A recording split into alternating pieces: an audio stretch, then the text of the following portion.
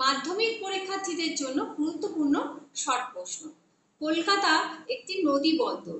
মরা কোটালের সময় চাঁদ, সূর্য, পৃথিবী সমকোণে অবস্থান করে। কোয়েম্বাটোরকে দক্ষিণ ভারতের ম্যানচেস্টার বলা হয়। সমুদ্র স্রোত উপকূলের সমান্তরালে প্রবাহিত হয়। ওজোন স্তর বা ওজোন গ্যাসের ঘনত্ব মাপার একক হচ্ছে ডপসন একক বা ডপসন। কর্ণাটক রাজ্য ভারতের কফি উৎপাদনে প্রথম স্থান অধিকার করে। আইসোবার কথাটির বাংলা অর্থ হচ্ছে সমচাপ রেখা। কেন্দ্রীয় কৃষি গবেষণাগার কেন্দ্র পুসাতে অবস্থিত। বায়ুর চাপ মাপার যন্ত্রের নাম ব্যারোমিটার। ক্রান্তীয় উষ্ণ মরু জলবায়ু দেখা যায় মহাদেশের পশ্চিমাংশে। ভারতের করমুক্ত বন্দর হচ্ছে কান্ডালা। একটি জায়িদ ফসলের উদাহরণ হচ্ছে আউশ ধান।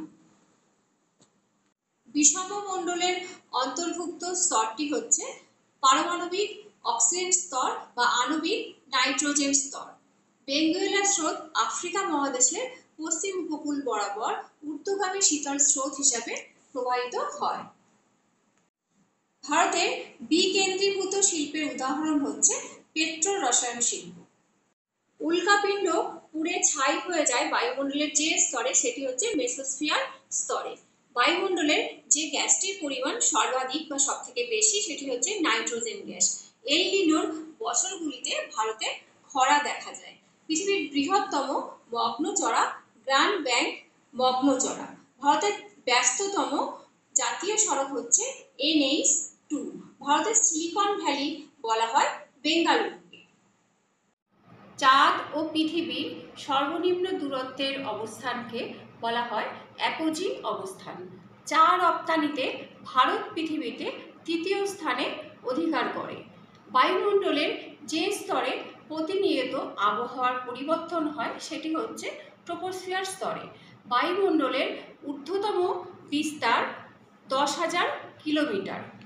যে জলবায়ু অঞ্চলে শীত ও গ্রীষ্মে বিপরীতমুখী বায়ুপ্রবাহ দেখা যায় বা বায়ুপ্রবাহ হয় সেটি হচ্ছে মৌসুমী জলবায়ু অঞ্চলে।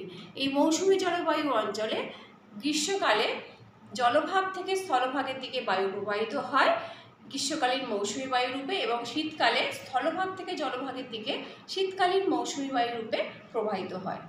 যে অঞ্চলে প্ল্যাঙ্কটনের বিস্তার বেশি হয় বা প্ল্যাঙ্কটন বেশি জন্মায় সেটি হচ্ছে উষ্ণ ও শীতল সমুদ্র স্রোতের মিলনস্থলে।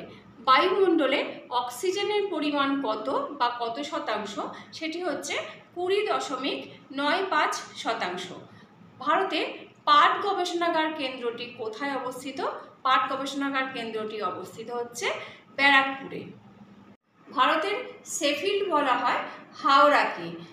শেফিল্ড শহরটি বা ইংল্যান্ডের শেফিল্ড শহরটি ঐতিহাসিকভাবে লৌহ ইস্পাত শিল্পের জন্য বা বিশেষ করে ইস্পাত উৎপাদন ও ভারী শিল্পের জন্য বিখ্যাত। অনুরূপভাবে পশ্চিমবঙ্গের হাওড়া শহরটিও লৌহ ইস্পাত শিল্প, ইঞ্জিনিয়ারিং ওয়ার্কশপ, বিভিন্ন কারখানা প্রভৃতি শিল্পকেন্দ্রের জন্য বিখ্যাত।